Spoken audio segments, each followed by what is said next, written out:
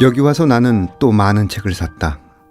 나무 밑에서 책을 읽으면 잎사귀 사이로 비치는 햇볕 모양대로 생각이 흩어져 간다. 한 권의 책은 많은 나뭇잎들의 역사로 가득 차 있다. 말을 잃어버릴 때야 침묵은 어느 말도 아니며 어느 말이기도 하다는 것을 비로소 알게 된다. 한 권의 말이 한 그루 나무의 삶과 어울릴 줄 안다면 어느 말이라도 좋다. 말이 한 그루 나무의 내력을 지켜줄 줄 알고 그 나무를 키웠던 지와 수 한 방울 한 방울까지도 엎지르지 않고 괴롭히지 않고 삼켜줄 줄 안다면. 일본 시인 사리토 마리코의 시 광합성 한 구절을 읽어드렸습니다. 우리가 했던 말들은 지금쯤 어디로 흘러가고 있을까요? 누군가의 귀에 쌓였을 수도 있고 바람에 흘려 떠다니기도 할 겁니다. 오늘은 그저 말이 없는 나무 앞에서 가만히 침묵의 말에 귀를 기울여 보는 건 어떨까요? 침묵의 깊이를 가늠할 수 없어도 말입니다. 여기는 문학 라디오 문장의 소리입니다. 바람 따라 흐르면 서성이듯 혼자서 기다리고 날 부르는 기억에 흔들리는 땅콩이 사람들 사라졌네.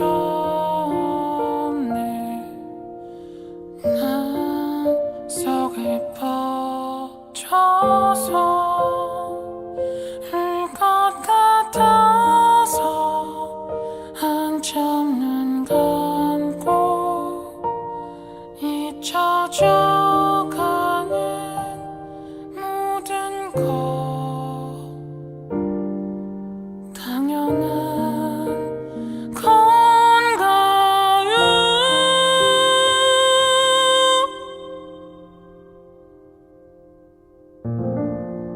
문학 라디오 헤이수의 문장의 소리. 네, 안녕하세요. 저는 진행을 맡은 헤이수입니다. 오늘 문장의 소리 작가의 방에는 정지우 시인님과 정지우 시인의 동인 조창규 시인 두 분 모셨습니다. 네, 안녕하세요. 어서 오십시오. 안녕하세요. 저는 시 쓰는 정지우입니다. 청취자로 밖에서 듣다가 직접 게스트로 출연해서 뵙게 되어 반갑습니다. 네, 반갑습니다. 안녕하세요. 저는 시 쓰는 조창규입니다.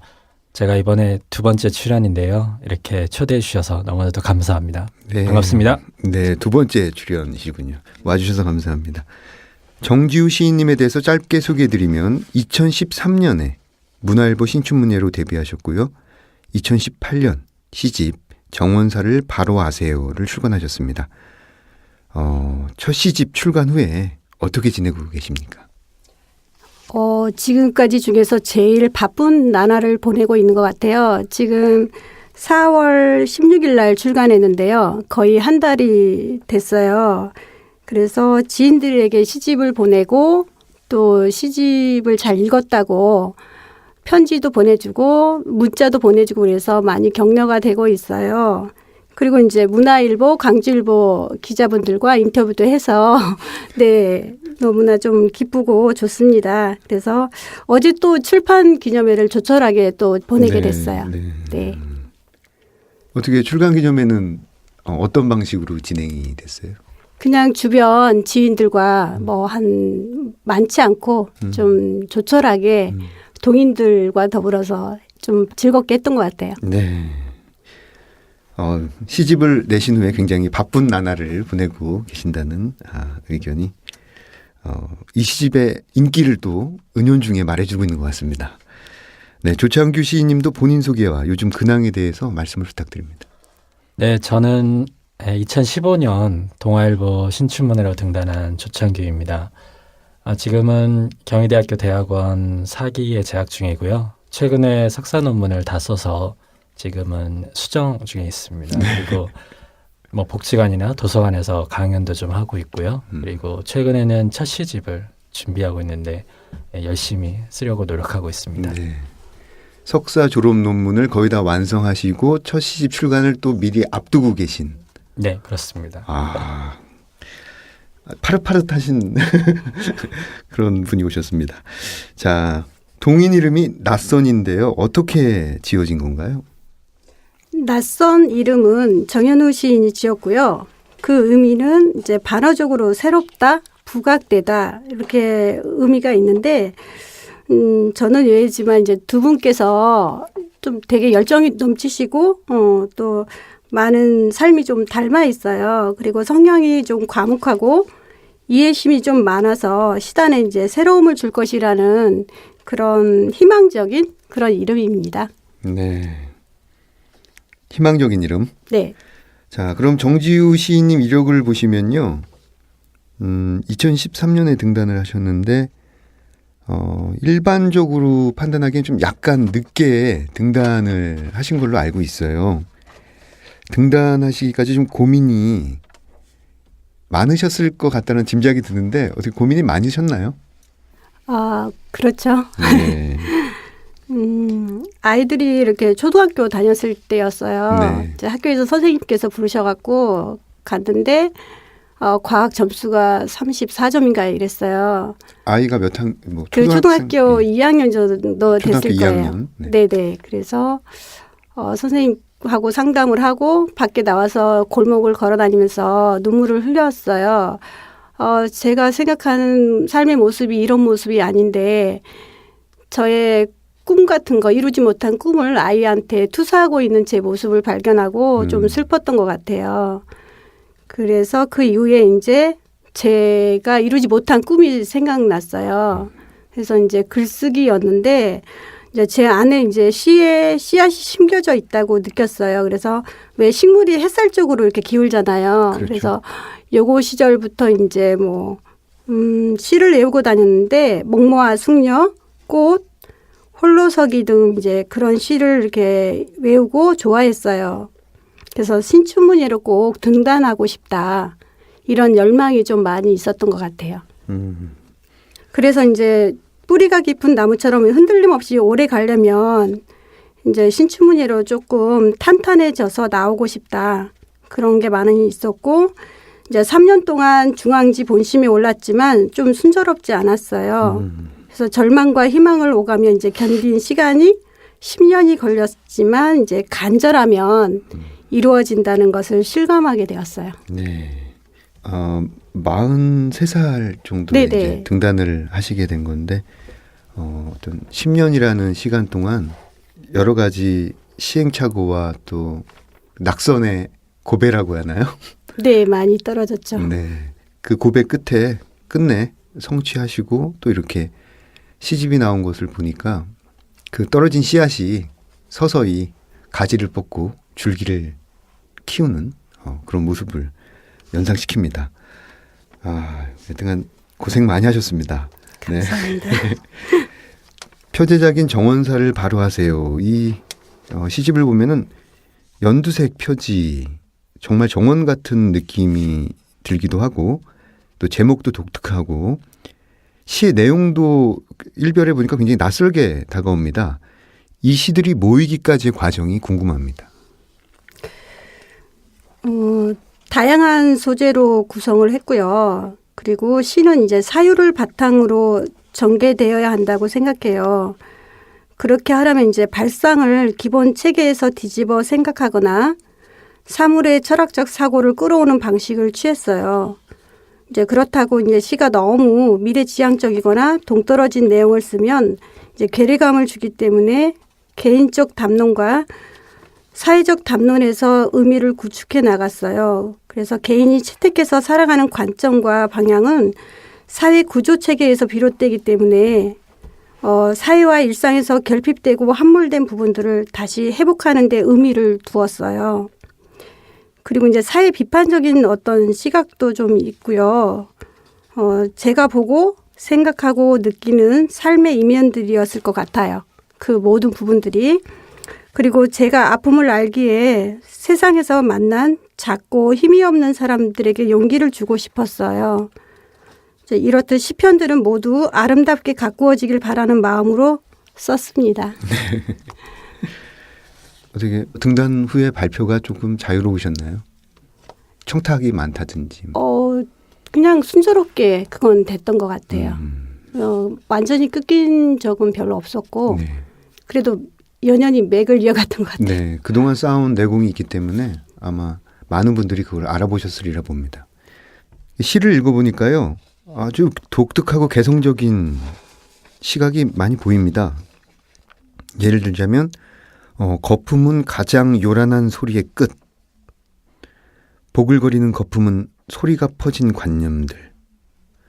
폭포는 떨어진 것 같지만 이륙하는 풍경이지. 뭐 이런 표현들 보면은 은유나 환유 이런 것들 굉장히 자유롭게 구사하고 있다라는 인상을 받습니다. 어떤 시선과 시각을 가져야지 이런 표현들이 자유롭게 나올 수 있는 건가요? 이제 먼저 이제 상징에서 이제 파생된 의미들을 좀 생각하면서 시를 쓰게 되는데요.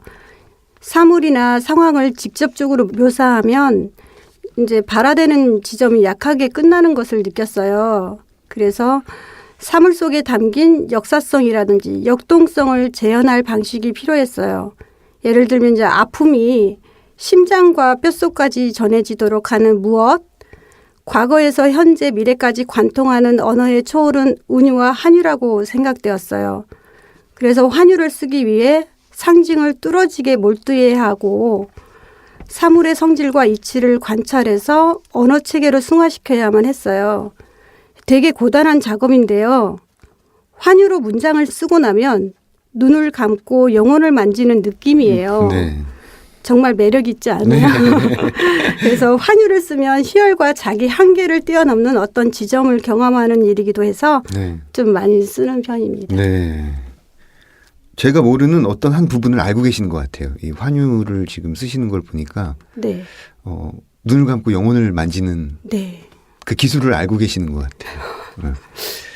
굉장히 궁금합니다. 아마 이 방송을 듣는 청취자분들도 궁금하신 분들은 이 시집을 조금 깊이 읽으셔야 될 것 같습니다. 이 시집에 묶인 시들을 보면은 우리가 쉽게 접하는 사물들이지만 어떤 보이지 않는 세상의 배우를 섬세하게 그려내고 있다는 생각이 들어요. 예를 들면 항상 우리가 봐오던 나무, 꽃, 어떤 이런 것들도 정말 그것들만의 세계가 있을 것처럼 상상이 됩니다. 네, 그렇다고 생각합니다. 제가 시골에서 유년을 보내게 되었거든요. 그래서 아마 서정성이 제 밑바닥에 많이 깔려 있을 거예요. 이제 16살까지 시골에서 생활했고요. 눈에 드러나지 않지만 작은 미물들도 그들만의 자연 질서와 본능으로 살아가면서 우리들의 삶에 이제 영향을 주고 있는 것을 많이 느끼면서 살았어요. 그래서 이제 개미들이 줄지어 가는 것을 보면은 이제 밟지 않기 위해 피해가기도 하거든요. 그리고 어릴 때 이제 아버지께서 키운 개를 팔았는데요. 개장수들이 산수나무에 매달아 놓고 몽둥이로 패는데 눈물을 흘리며 저를 바라보는데 너무나 참담하고 고통스러운 인간의 눈을 봤어요. 그래서 잊을 수가 없었고 그건 이제 보이지 않지만 존재하는 세계의 원형이 되었고 시를 써야만 하는 이유가 되었습니다. 네. 그리고 이제 때로는 이제 화분에 이제 고무나무가 갈증이 난다고 저를 쳐다보는 것도 느껴요. 저거 물을 줘야 되는데 그리고 잊어버리고 나가고 그러다가 정말 줘야 되는데 그러면서 물을 주면서 미안하다라고 말한 적도 있어요. 그리고 이제 공원에 갈 때 이제 버즘나무 같은 게 이제 토르소처럼 잘린 채 새순을 피우는 것을 보면서 허공을 견디는 일이라고 생각이 되졌어요. 그게 우리의 삶과 너무나 닮아 있다. 그래서 이제 동물이나 뭐 식물이나 나무나 모두 이렇게 더불어 살아가는 존재들이구나라고 느끼며 살고 있습니다. 네. 주변에 있는 다양한 것들을 정물로 보지 않고 살아있는 생명체로 대하는 그런 모습을 엿봤습니다. 조창규 시인은 정지우 시인과 동인이신데 이 시집에 대해서 읽고 나서 어떤 생각을 하시게 됐습니까? 저는 그 정지우 시인의 첫 번째 시집 그 정원사를 바로 아세요를 정독하면서 이 나무와 꽃을 다루는 이 정원사의 솜씨와 그리고 이 정원사가 읊는 그런 아름다운 아포리즘 구절들이 너무나도 저한테 매력적으로 다가왔기 때문에 한동안 지금도 그렇지만 그 시의 잔상들이 제 머릿속을 아직도 떠나지 않고 있거든요. 그리고 저는 또 개인적으로 이 정지우 시인이 그 시집을 준비하는 그 힘든 과정들을 옆에서 계속 지켜봤기 때문에 네. 저는 정말 진심으로 이 시집이 좋은 열매를 맺었으면 네. 하는 그런 바람이 있습니다. 네. 그 지금 아포리즘이라는 표현을 쓰셨는데 네. 이 시집을 읽다 보면 정말 소름이 끼칠 만한 아포리즘이 많이 있어요. 예. 저도 여러 군데 줄을 치면서 봤는데 네. 아 이게 정말 시간과 사유의 결과물이다. 정말 열매와 같다라는 인상을 강하게 받았어요. 그 아포리즘을 좀 잘못 쓰면 되게 촌스럽지 않습니까? 아, 네네. 근데 굉장히 촌스럽지도 않고 이렇게 바늘을 콕 찌르는 듯한 그런 표현들이 정말 좋았습니다. 자, 지금 우리 스튜디오 밖에 늘 서 있다가 지금 안으로 들어오신 분이 계세요. 자기소개 좀 부탁드릴게요. 네, 안녕하세요. 저는 문장의 소리에서 구성 작가를 맡고 있는 정현우 시인입니다. 지금 첫째 코너를 맡고 있고요. 감초 역할을 하고 있습니다. 네. 저기 밖에 있다가 안에 들어오시니까 좀 기분이 어떠신가요? 제가 원래 밖에서만 작업을 하고 원고도 이제 밖에서 작업을 하는데 이제 그런 원고들을 헤디님이 읽으시고 이제 정지우 시인이 이렇게 읽는 것만 밖에서 듣다가 제가 또 여기 안에 들어오니까 또 긴장이 되네요. 네, 조창규 시인은 그 음악을 지금 하신다고 들었어요. 네. 석사 논문도 쓰시고 네. 시집도 준비하시고 음악도 하시고 우리 구성 작가 정현우 시인도 음악을 하고 있는데 네. 뭐 같이 뭐 콜라보 공동 작업도 하시고 그러십니까? 저는 개인적으로 그 하는 음악의 종류가 예배 음악이거든요. 네. 그래서 아마 대중분들은 잘 모르실 텐데 어떤 기독교나 교회에서 예배를 시작하기 전에 음악으로 시작을 하는데 네. 그런 예배를 인도하는 역할이기 때문에 어떤 대중적인 음악과는 거리가 멀어서 뭐 정현우 시인과는 지금까지 뭐 콜라보레이션을 한 적은 없는데 만약에 정현우 시인이 뭐 앞으로 뭐 종교적인 음악의 노래라든지 이런 CCM에 관련된 노래를 만약에 한두 곡 앨범에 실는다고 한다면 뭐 제가 노래를 잘 만들어서 선물해주고 싶은 그런 기꺼이 의향이 있습니다. 감사합니다. 아니 저는 개인적으로 종교 음악을 네. 굉장히 좋아합니다. 네. 어제도 듣고 오늘도 듣고 나왔어요. 네. 네. 이따가 끝나고 조금 깊은 얘기를 나눴으면 합니다. 알겠습니다. 자, 정지우 시인님의 시들의 전반적인 느낌을 보면은 어떤 식물성의 이미지가 전체적으로 장악하고 있는데, 저는 개인적으로 이 시 중간중간에 보이는 어떤 상실적 개념, 그다음에 어떤 자기 감금이라든지, 옹이라든지, 그다음 통몽, 입구 출구, 그다음 봉인과 해제, 반복, 어떤 이런 이미지들을 발견하게 됐어요. 그래서 어떤 이런 이미지들이 그려내는 것 혹은 어떤 이런 이미지들이 가리키려 하는 방향은 어디일까요? 아까 전반적인 느낌이 이제 식물성에 가깝다고 하셨잖아요. 그래서 약간 그 성향이 비슷한 것 같아요. 저도 약간 식물성에 약간 가깝다고 느끼는데 유전 같은 건데요. 그래서 좀 눈물이 좀 많은 편이에요. 약간 감정이입이 좀 많이 되는 편이고 드라마나 영화를 보면 따라서 울게 되고 만약에 이렇게 소리 지르면 같이 저도 똑같이 소리 지르게 되고 약간 그런 편이기도 한데 이제 감수성이 예민하고 이제 마음이 약한 편이기도 해서 약간 그런 게 시 속에서 끌어오면서 가져가는 거 아닌가 싶기도 하고 그리고 이제 아까 방향성을 말씀하셨는데 제 안에 어떤 통증들 그것들로 인해서 다른 타인이나 동물이나의 그 아픔과 통증을 같이 이렇게 통감하는 마음이 강한 것 같아요. 네. 그러니까 좀 정리를 해보면 그 정지우 시인님이 식물이나 이런 것들을 보면서 통감하게 되고 그다음에 독자들은 정지우 시인님이 통감의 결과로 쓴 시를 보고 또 같이 공감하게 되고 이런 선순환이 일어나는 거죠. 네네. 알겠습니다. 시의 행간들 속에 숨겨둔 의미가 그물망처럼 촘촘히 짜여져 있다라는 인상을 받았습니다. 이 문장과 문장 사이에 보이지 않는 뿌리들이 서로 단단하게 얽혀 있다라는 생각이 자주 들었어요. 이 시 창작을 하는 데 있어서 어떤 내재적 의미망 구축에 특별한 힘을 기울이시나요? 네, 그런 편이에요. 태고 작업도 굉장히 많이 하는 편이고 읽고 또 조금 더 순화시켜서 바꾸는 편이고 언어도 굉장히 많이 생각해서 쓰는 편이기도 해요. 네. 그래서 처음엔 소재 같은 경우는 이제 보통 삶의 결핍에서 비롯되잖아요. 모든 시인들이 마찬가지일 거라고 생각이 돼요.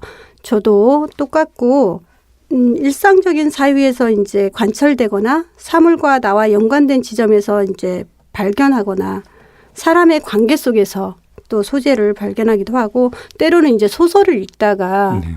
또 낱말에서 저와 이렇게 연관된 어떤 포착된 낱말 의미를 구현해낼 수 있는 그런 낱말에서도 가져오기도 하고요.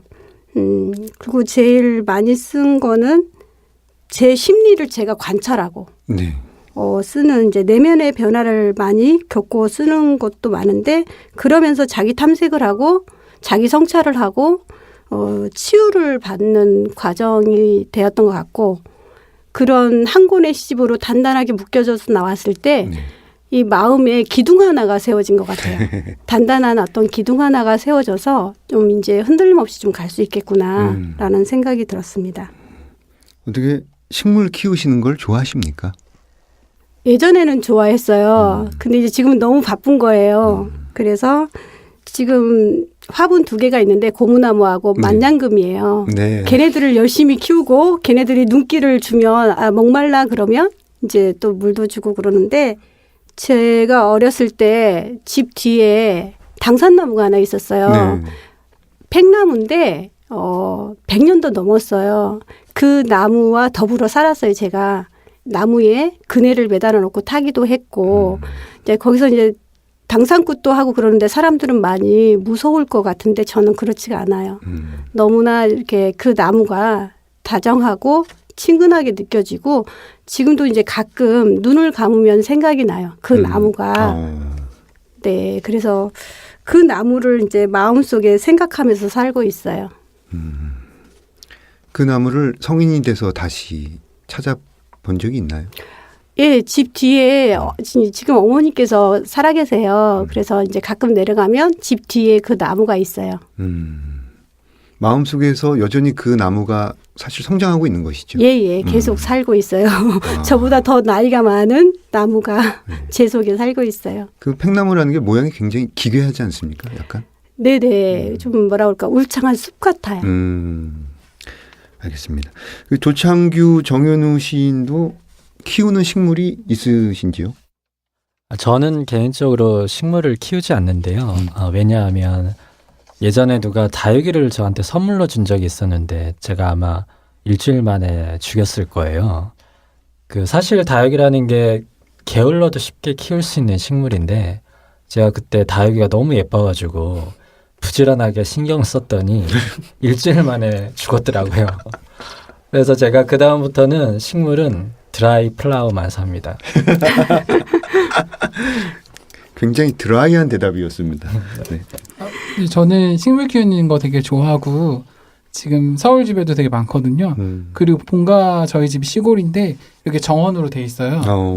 그래서 아버지가 나무 가꾸신 거 되게 좋아해서 이렇게 저희 집이 창문이 되게 큰데 네. 창문을 열면은 바로 나무들이 이렇게 만져지거든요. 네. 그래서 근데 그 바로 앞에 이제 죽어 있는 나무가 있는데 거기 안에 새끼를 난 거예요. 새가 네. 박새가 이제 나가지고 그 새끼를 창문 열면 바로 앞에 보여가지고 너무 신기해서 그렇게 케어를 했는데 고양이들이 왔다 갔다 하니까 제 불안한 마음에 밤낮을 되게 불안과 막 그런 마음으로 되게 지새우다가 어느 순간 날아가 버리더라고요. 새끼가요? 금세 날아가더라고요. 아니 갑자기 궁금해진 게 되게 본가에 나무가 몇 그루 정도 있어요? 그다음에 소나무가 거의 되게 많고요. 네. 아마 한 40그루? 와. 저택에 사시는 거 아니에요? 저희 집이 좀 넓어요. 이렇게 정원만 좋아요. 정원만. 네. 저 언제 한번 가봐야 될 것 같아요. 지금 리모델링을 해야 돼서 정원만 되게 좋고 네. 그래서 밤에 오셔야 돼요. 아, 밤에. 조명이 딱 켜면 멋있거든요. 몰랐던 사실을 알게 됐습니다. 그 두 분이 보시기에 정지우 시인의 성격은 어떠십니까? 동인이시니까 좀 잘 아실 것 같아요. 정지우 씨는 제가 10년 넘게 서로 이렇게 친분을 쌓은 사이인데요. 제가 옆에서 지켜보면 되게 정이 많고 또 사람을 또 잘 배려해주고 또 챙겨주는 그런 정이 좀 많은 사람이세요. 그래서 뭐 저나 정현우 시인이나 어디 뭐 술자리나 이런 데 가면 저희들이 만약에 늦게 가면 좀 먹을 것도 챙겨주시고 좀 그러신 분이신데 근데 또 둥글둥글한 성격이기도 하지만 또 시를 쓸 때 보면 인내심도 많고 좀 끈기도 가지고 계시다. 그렇게 생각이 듭니다. 저는 정지우 시인 보면 항상 해바라기 같다는 생각이 들어요. 이렇게 아이 컨택을 항상 하거든요. 얼굴을 볼 때. 그래서 약간 주황색 해바라기가 저를 딱 보고 얘기하는 것 같은 느낌이 들어서 저는 항상 해바라기 느낌이 들어요. 네. 그냥 지나칠 수도 있음에도 그 작은 씨앗부터 나무까지 그런 작은 곳에서부터 언어들을 조율하는 시선이 우리가 생각하지 못했던 부분들을 되짚게 만드는 힘이랄까? 그런 것들이 느껴졌던 시집이었습니다. 앞으로의 시들은 어떤 방향으로 흘러갈지 궁금해집니다. 그게 요즘 고민이기도 합니다. 그 두 번째 시집에서는 이제 더 개성적인 색깔을 보여줘야 하는 부담감을 자연스럽게 가지게 되는 것 같아요. 그래서 아마 삶의 언저리에서 이제 또 소재들을 가져와서 쓸 것 같기도 하고요. 또 상징과 사유 체계로 가되 사물과 일상의 다른 이면들을 좀 포착해서 쓰고 싶다는 생각이 들었습니다. 그리고 새롭다고 느끼는 지점을 지속적으로 찾아가는 과정이고 또 제 자신과 다시 새롭게 만나는 과정 같은 그런 시를 좀 쓰려고 해요. 그리고 낯설지만 이제 수긍할 수 있는 어떤 보편적인 소재와 문장을 고심하며 쓰려고 해요. 이제 조금 첫 시집에서는 독자와 조금 거리가 있다면 이제 두 번째 시집에서는 조금 더 가깝게 만나고 싶다는 생각이 들었어요. 네. 좋습니다. 그럼 이쯤에서 다음 코너 내가 가장 사랑하는 문장들 정지우 시인님께서 직접 골라오신 시를 바로 들어보도록 하겠습니다. 정원사를 바로 하세요. 나무에 들었던 밤 꽃송이로 피어나듯 정원의 길들은 씨앗을 뿌리며 돋아나지요. 최초의 정원사는 육종을 개량하는 이가 아니었을까. 나무에도 관상이 있고 지붕의 온순한 풍습을 물려받은 가위로부터 수영은 시작되고 시기를 관리하는 정원사에겐 두 갈래의 길이 있지요. 식용에 간략해지는 종류들, 동물을 흉내내며 자꾸만 잘려나간 나뭇가지에도 접붙인 방향이 있었던 것, 뿌리를 벗어나려는 잎들 사이, 정원사나 나무나 선택을 두고 미로를 겪기도 하지. 높이를 단층에 맞추는 일은 흩어질 구름을 동일하게 씌워주고 손이 흔드는 배경을 10개로 만드는 것. 한 번은 떠나고 한 번은 돌아오는 것에서 객의 수종이 완성되는지도 모르지. 나뭇가지가 터무니없이 구부러지지 않는 것을 보면 오직 한 방향을 두 생각이 걸어가는 것이지요. 새로운 꽃말은 두 구루에서 유래했을 거예요. 비목엔 안목이 길을 잃고 정처 없이 떠돌다가 남풍을 품고 돌아올 때 비로소 나무가 되지요. 잘생긴 관상은 젊은 봄으로 되돌아가는 길을 알려주고 고개를 끄덕이게 했기 때문이래요. 한 씨앗에서 방들이 열리지요. 아름다운 이복 형제를 관리하는 정원사를 바로 아세요. 네, 정지우 시인의 정원사를 바로 아세요. 잘 들었습니다. 이 시를 고르신 이유를 들어봐도 될까요? 표저작이기도 하고요. 정원사를 바로 아세요. 정원사는 이제 누구인지 드러나지가 않아요. 아버지이기도 하고 시인들이기도 하고 제 자신이기도 합니다. 식물을 가꾸듯 시를 가꾸어 세상을 변화시키는 사람들이 시인들이라고 생각해요. 이복 형제를 아름답게 가꾸는 사람들이지요. 뭔가 역동적이게 변화를 주고 바꾸는 사람들을 말하는데요. 읽는 독자마다 재해석을 할 수 있도록 정원사를 명명하지 않는 시적 장치를 선택했습니다. 그리고 자신과 타인에게 희망을 주는 사람도 정원사라고 생각합니다. 네. 네, 이번에는 조창규 시인의 목소리로 낭독 들어보겠습니다. 오늘의 의상. 느티나무 그늘이 무더위에 끌리고 있다. 팔랑거리는 양떼를 데리고 계절 속으로 입성하려면 가벼운 체위는 가리고 고딕의 시대를 지나야 한다. 폭염은 언덕에 한낮으로 누워있다. 구름을 미사포로 쓰고 그늘을 숙이던 오후는 초록의 전례를 들려주더니 밀방을 혀에 얹고 한동안 잎들은 닫혀있을 것이다. 종탑에는 귀머거리 새가 종소리를 둥지로 삼아 살고 있다. 회색을 입고 묵상에 잠긴 성전엔 돌기둥을 돌던 저녁이 의복을 걸치고 있다. 천장을 높이던 요일엔 검은 머리카락을 버리고 히브리어를 닮은 숟가락을 들고 점심을 먹는다. 오늘의 드레스 코드는 디저트가 없는 테이블보가 흘러내리며 그은 성우. 중세의 햇빛이 스테인드 글라스로 들어오는 창문. 귀가 잘린 무늬에선 단풍잎 맛이 나는 오래된 말들이 달그락거린다. 촛대처럼 나무가 자꾸 떨어뜨리는 중얼거림들. 대신 읊고 가는 가을 울음소리가 스르르 바닥을 깁고 계단 혹은 의자로 배치되어 있는 한 철을 양치기 소년이 지나고 있다.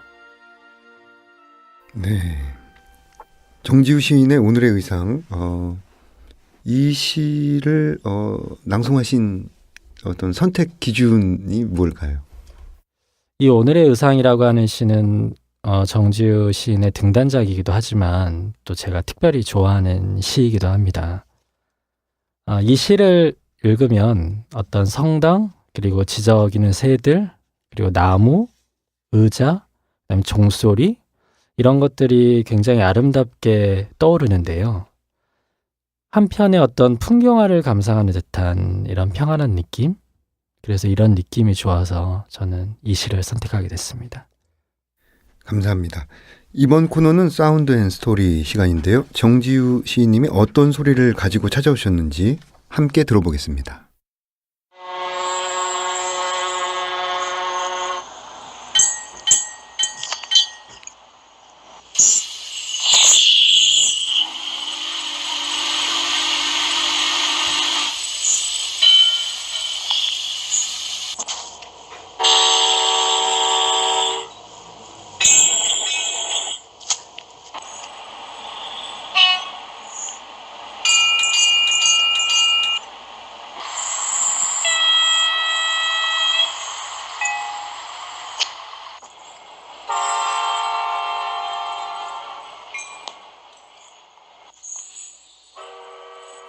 네.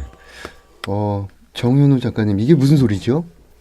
저는 막 크리스마스 네. 그런 길거리인가 막 생각났어요. 네. 뭔가 벨 소리가 막 울리고 뭔가 막 앞으로 달리고 있는 듯한 느낌인데 굉장히 좀 낭만적으로 들리기도 하고요. 설명을 좀 해주시죠. 기차예요. 기차 기적 소리. 왜 땡그랑 소리 있잖아요. 그런 소리인데 제가 기차와 연관된 경험이 되게 많아서 이걸로 갖고 왔어요. 19살에 이제 서울로 올라오게 돼요. 근데 이제 버스 정류장에 겨울이었었어요. 폭설이 내렸고 버스가 올라오지 못하는 상황이었는데 제가 중간에 이제 버스가 끊기니까 친구네 집에 가서 수다를 떨고 있었어요. 근데 이제 버스는 왔다 갔어요. 저는 그 버스를 놓치고 엄마한테 등짝을 한 몇 대 맞고 이렇게 하면서 기차를 놓쳤어요. 아, 기차를 놓치고 외삼촌과 그 다음 기차를 타고 서울로 올라오게 되고 엄마는 그걸로 이제 마음을 굉장히 아프게 많이 느끼셨대요. 그렇게 오래오래 엄마가 그 말씀을 하셨고 이제 제가 서울에서 살게 될 때 모래내 근처에서 살게 돼요. 그래서 그 백마로 가는 기찻길 있잖아요. 그 건너편에 친구가 살았어요. 그 친구가 가장 친했는데 그 친구 집으로 가려면 그 길을 건너야 됐어요. 그래서 그때 이제 기찻길 가는 거라든지 땡그랑 소리 나서 이렇게 멈추었다가 건너면서 되게 평화로웠던 것 같아요. 네. 좀 모든 게 이렇게 멈춰 있는 세상. 순간 주위를 많이 돌아보게 됐던 것 같은 그런 세상. 그때는 굉장히 좀 가난했는데 그런 걸 몰랐어요. 가난했지만 그런 거 부족한 걸 몰랐는데 지금은 이제 왜 이렇게 느끼는지 모르겠어요. 네. 그런 거가 이제 있었고 또 서울에서 이제 시골을 가려면 기차를 타고 무궁화호 기차를 타고 많이 밤 기차를 타고 내려갔거든요. 기차를 타고 내려가고 이제 얼굴에 여드름이 좀 많이 나가지고 밤 기차를 타고 여수에 내려서 소록도 근처에 있는 병원에 가요. 소록도 섬이잖아요. 네. 그 들어가기 전에 있어요 병원이. 네. 그래서 약을 타서 이제 바르고 그랬던 게 기억이 있어요. 지금 보면 얼굴이 굉장히 깨끗하신데요. 네. 그걸로 말끔해지진 않았고요. 네. 기차에 관한 추억이 굉장히 네, 많이 있습니다. 많이. 그래서 이제 뭐 찻장 밖으로 흘러가는 풍경들 제 마음속에 이렇게 선연히 이렇게 남아 있는 것 같아요. 네, 이제 정말 마쳐야 될 시간인데요. 가까운 미래에 어떤 계획을 가지고 계십니까? 저희 어머님이 폐암이세요. 암 말기신데 네. 그 전에 이제 시집이 나와서 이렇게 드리게 돼서 되게 좋아요 마음에. 네. 그 시집을 기다리셨고 그래서 아마 어머님한테 가지 않을까. 근래 이제 말기시니까 네. 어머님을 찾아뵐 것 같아요. 얼마 전에 이제 서울에 올라오셔서 병원 진료를 받으시고 가셨어요. 다음 주 화요일쯤 이제 그 검사 결과가 나오게 되거든요. 근데 병원 측에서 예상하기로는 이제 얼마 남지 않는 걸로 예상하고 있고 그래서 포항에 계시는데 거기 가지 않을까 생각합니다. 그렇군요. 정지훈님의 정원사를 바로하세요. 깊고 비밀스러운 정원처럼 풍성하고 다양한 함의를 지닌 시집입니다. 우리가 오늘 얘기하는 중에 어떤 인내심이라든지 끈기라든지 퇴고, 내공 어떤 이런 단어들이 종종 출연했습니다. 이런 말들이 출연한 이유는 정지우 시인님이 그만큼 오랜 시간 갖고 온 정원을 우리 앞에 보여준 까닭이라고 봅니다. 문장이 소리 청취자분들께 일독을 권합니다. 저는 정지우 시인님 보내드리고 2부 책들의 방에서 뵙겠습니다.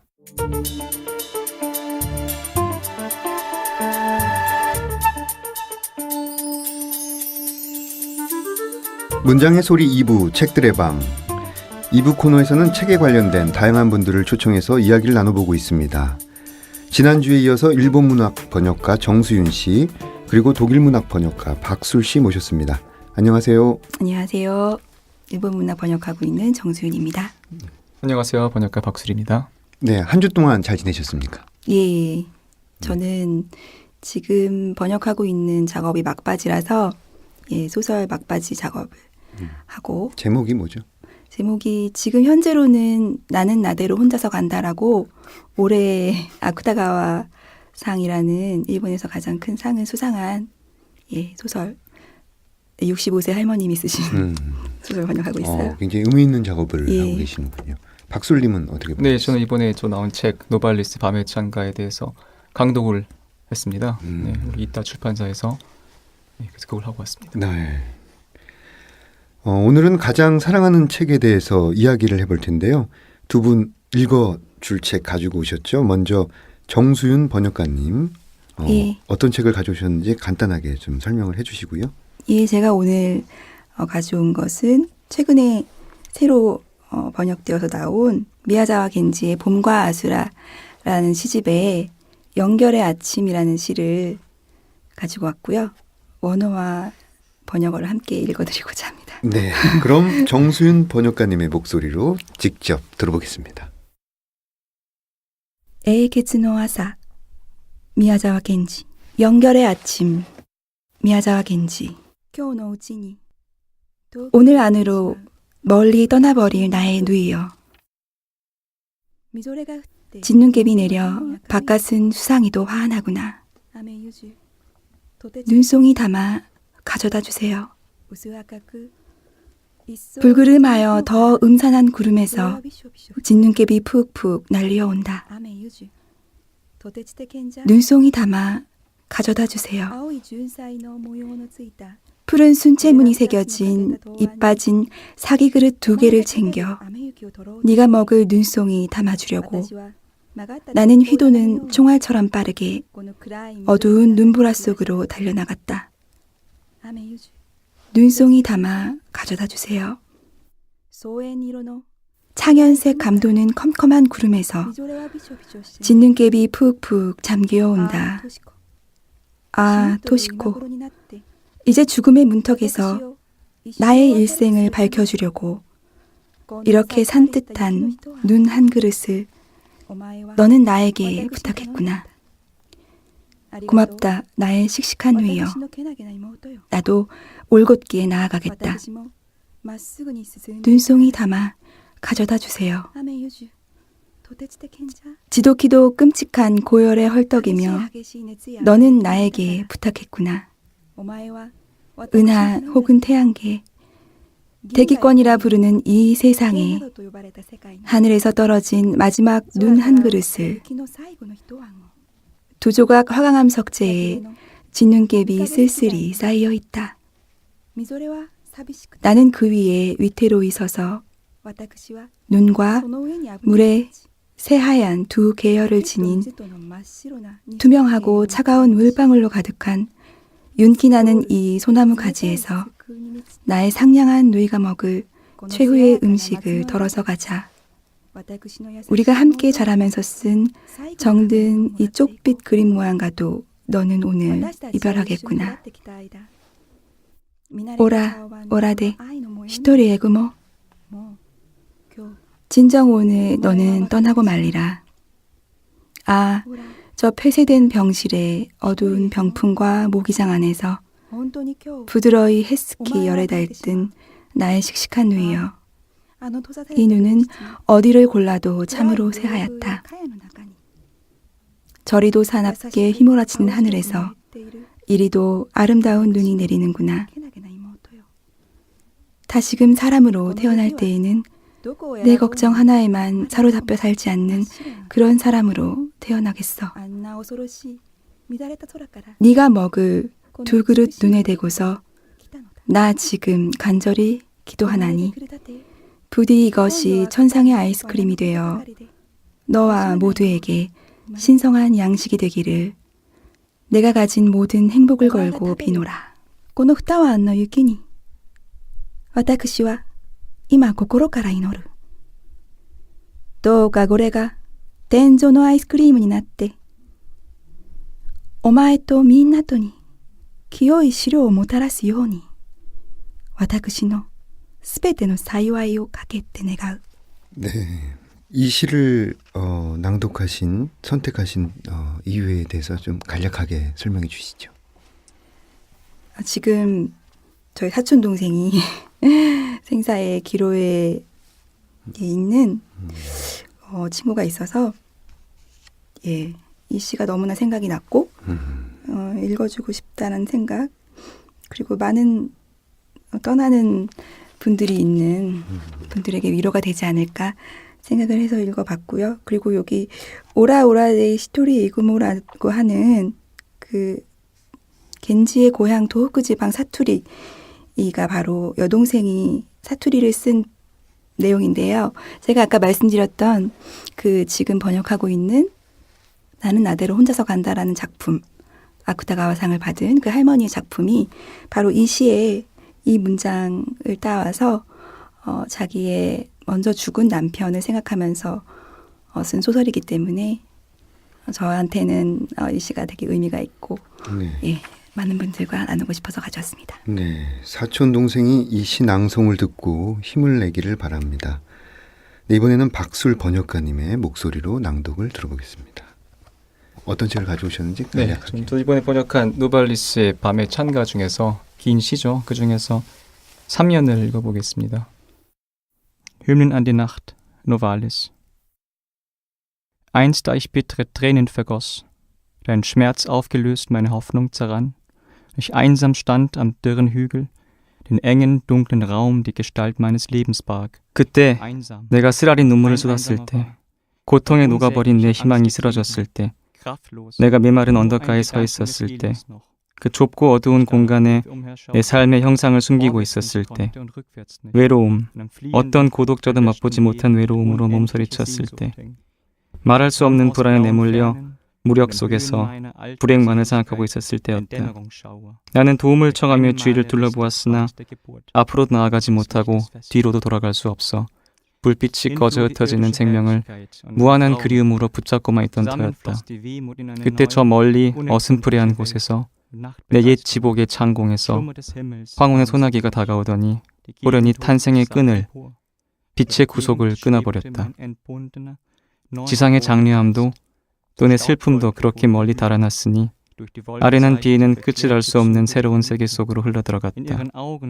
밤의 열광이여, 하늘의 잠이여, 바로 그대가 내게로 다가왔던 것이다. 내 주변은 살며시 솟아올랐고 속박에서 벗어난 새로 태어난 나의 정신이 그 위로 떠올랐다. 언덕은 먼지 구름으로 변했으며 나는 구름을 뚫고서 연인의 변형된 면모를 볼 수 있었다. 그녀의 두 눈에서 영혼이 쉬고 있었다. 불꽃을 머금은 영혼의 끈으로 화했다. 수천 년 세월이 저 멀리 아래편으로 폭풍우처럼 스쳐 지나갔다. 나는 그녀의 목을 끌어안고 새로운 삶의 황홀한 눈물을 흘렸다. 이것이 최초의 꿈, 유일한 꿈이었다. 그때부터 나는 비로소 밤하늘과 밤하늘의 빛, 내 연인을 향한 영혼 불멸의 신앙을 가지게 되었다. 네. 두 분의 원어 낭독을 가까이서 들으니까 굉장한 감동이 듭니다. 오히려 한국어보다 원어 낭독이 더 그런 말 많이 들어요. 예, 어떤 그런 반응이 주일이죠. 예, 원어 낭독이 더 가슴을 치고 들어와요. 뜻은 모르지만. 네, 저희가 번역을 잘못했구나 이런 생각이. 아니에요. 뜻을 모르기 때문에 그럴 수도 있다고 생각해요. 네. 음악성이 더 완전히 들어오기 때문에. 맞습니다. 원어가 가진 어떤 음악성, 네. 감정, 호소력 이런 것들이 굉장히 깊이 다가왔습니다. 감사합니다. 번역가로 활동하면서 보람을 느낄 때와 힘들 때 어떤 부분들이 있을까요? 저 최근에 가장 너무 보람을 느낀 나머지 눈물을 흘렸던 적이 있는데 그 이노우에 이사시의 희곡 아버지와 살면이라는 책을 제가 너무 번역하고 싶었지만 많은 출판사에서 희곡은 안 팔리니까 안 된다라고 고사를 했었거든요. 근데 이제 어떤 용감한 출판사에서 내보자 한번 해서 내주셨는데 그 몇 년이 흘러서 저한테 메일이 오기를 네. 어떤 연극을 하시는 분 대학생이신 것 같아요. 중앙대학교 학생인 것 같은데 자기가 이 책을 읽고 너무나 감명을 받아서 이걸 연극으로 만들고 싶었다. 그래서 연극으로 올리고 싶다라는 얘기를 하면서 저에게 번역을 해주셔서 감사하다는 메일을 받았을 때 내가 하고 있는 일이 그냥 헛된 것이 아니고 누군가에게 또 몇 년이 흘러서 감흥을 주는 것이로구나 라는 생각을 해서 감동을 받았었죠. 네. 어떻게 박술님은 어떠십니까? 근데 뭐 힘든 점은 당연히 그 수입이 그렇게 생각보다 많지 않다 이런 점이 있겠지만 좋은 점은 당연히 어떤 독자들의 반응을 들었을 때 정말 좋지만요. 저 같은 경우는 또 이 제가 번역하는 작가들이랑 관계가 되게 중요한 것 같아요. 그러니까 이미 죽은 사람들이지만 제 번역을 통해서 예를 들어 노발리스 같은 경우 대부분 철학 텍스트가 처음으로 한국에 소개가 됐는데 꽃가루라는 철학 파편집이 그런 게 소개됐을 때 그래도 좀 죽었지만 고마워하지 않을까 이런 제 안에 만족감이 있고요. 마찬가지로 비트겐슈타인의 경우도 이 사람의 어떤 되게 개인적인 일기를 번역했던 것인데 그것은 이런 것이 세상에 나와서 읽히고 또 계속 소통될 수 있다는 그런 점에서 보람을 많이 느끼는 것 같습니다. 네. 출판사와 번역 기관에 당부하고 싶은 딱 한 가지씩만 말씀해 주시죠. 저에게 연락을 주십시오. 제가 번역하면서 가장 제 역량으로는 안 된다라고 생각하는 부분이 표지거든요. 표지와 어떤 책의 장정. 그렇죠. 근데 그것이 굉장히 너무 궁합이 딱 맞아떨어져서 너무 마음에 들 때가 있는가 하면 이거는 왜 좀 더 이렇게 신경을 안 써주셨을까. 그래서 아쉬운 점이 있어요. 그래서 장정에 좀 더. 그 장정을 보는 눈, 디자인이라든지 책 네. 표지라든지 네. 그 눈이 이 번역을 하시는 분이나 작가라든지 생산자들의 눈과 좀 다르더라고요. 예. 그 마켓에서 뛰드시는 분하고 창작자, 생산자하고는 좀 눈이 시선이 달라요. 이미지가 다르니까 그렇지 않을까요? 네. 그럴 수도 있겠군요. 네, 박술님.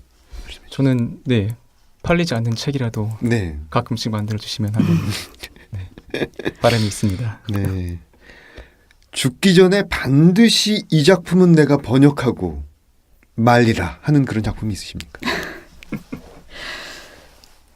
그런 작품 이미 했거든요. 제가 다자의 오삼을 너무 좋아했는데 그 영광스럽게도 저에게 그런 기회가 초창기에 왔었기 때문에 지금 제가 하고 있는 작품을 가장 잘하고 싶은 그런 그렇죠. 생각밖에. 당면한 과제들을 네. 잘 해결해내는 것. 대답을 상당히 잘하시네요. 예. 어떻게 해야 되나? 박술님.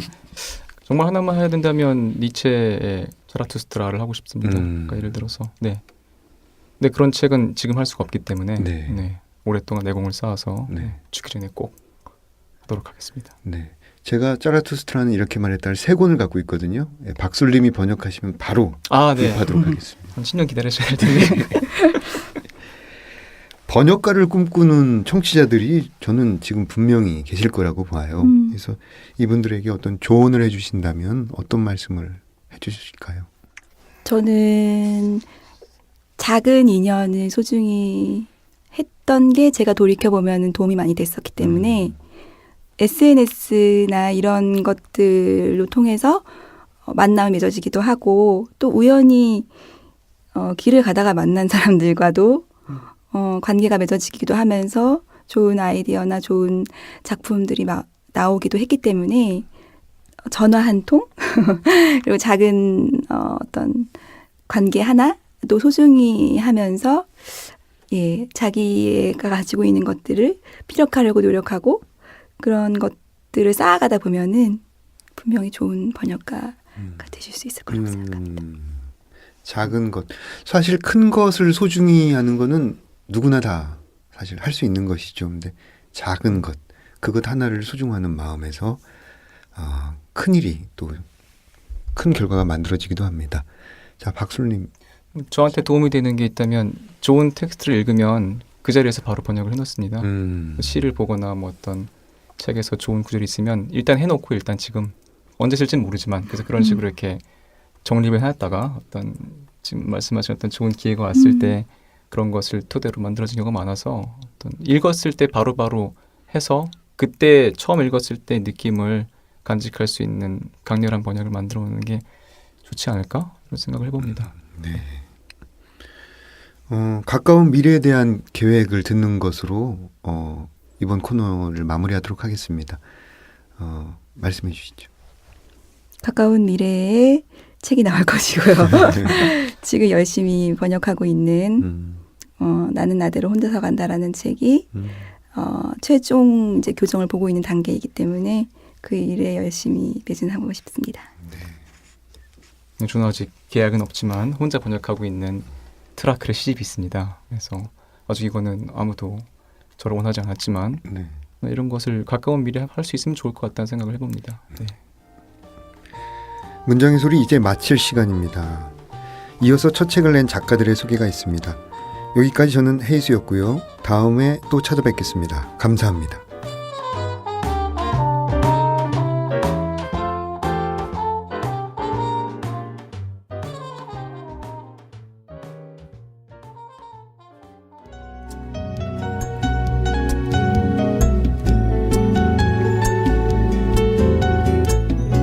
안녕하세요. 문장의 소리 정현희 신입니다.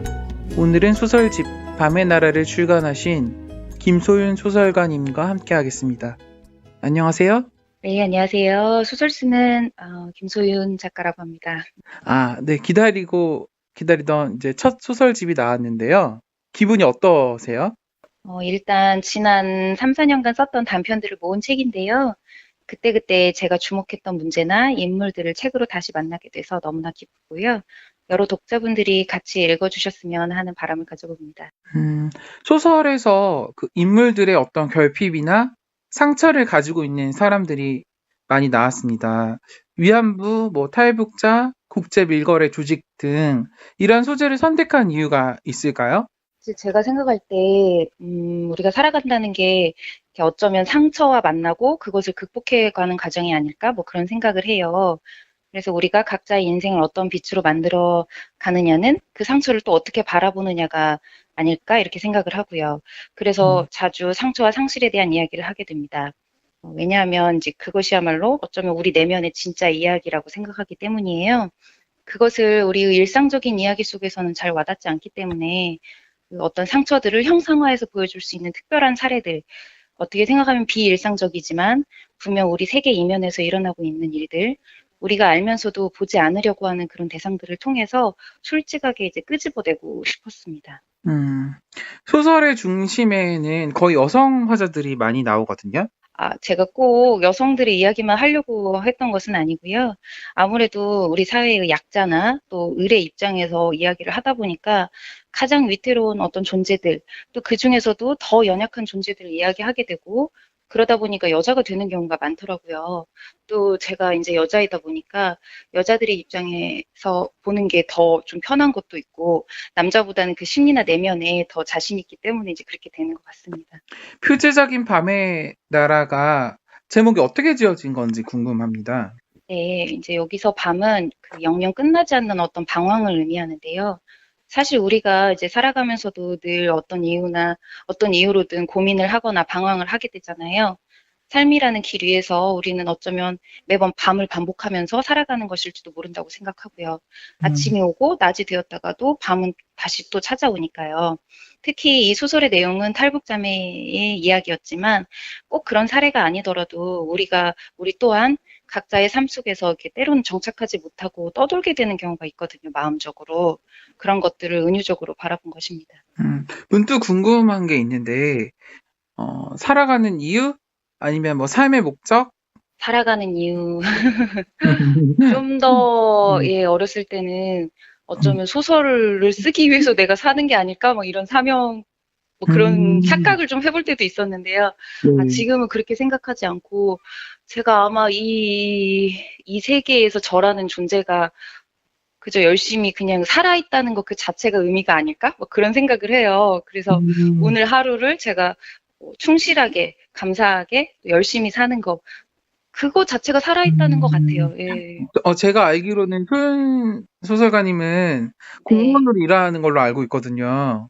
네. 그러면은 일도 되게 열심히 해야 되고 또 그 와중에 소설도 열심히 썼다는 게 너무 너무 대단하십니다. 그런 감사합니다. 실력은 도대체 어디서 나오나요? 네, 아무래도 저는 이제 직업이 너무나 현실적인 직업이잖아요, 사실. 그래서 너무나 현실적인 직업이기 때문에 오히려 이 일을 할 때 다른 세계에 대한 또 열망이 또 생기게 되는 것 같아요. 그래서 이제 일을 할 때는 당연히 현실적인 거에 집중해서 하고, 그리고 난 다음에 거기서 얻는 공허함 같은 게 있을 수 있잖아요, 우리가 현실에서. 그거를 또 밤에 소설을 쓴다든지 이렇게 하면서 또 제가 위로를 받는 거예요. 근데 또 소설을 쓰다가 답답하잖아요. 우리가 또 창작이 잘 안 될 때나 이거 정말 별로인 것 같다 이런 괴로운 생각이 들 때는 다시 또 현실의 어떤 그 일을 할 때 또 그 스트레스가 풀리더라고요. 그래서 저는 약간 이제 너무 좁혀서 많은 글을 쓰려고 하지는 않고 그냥 양쪽을 그렇게 어쨌든 일상이 가장 중요하기 때문에 일상 속에서 글을 조금씩 계속 쓰려고는 하죠, 꾸준하게. 또 궁금한 게 소설을 쓸 때 말고는 어떤 일 해요? 쉴 때는?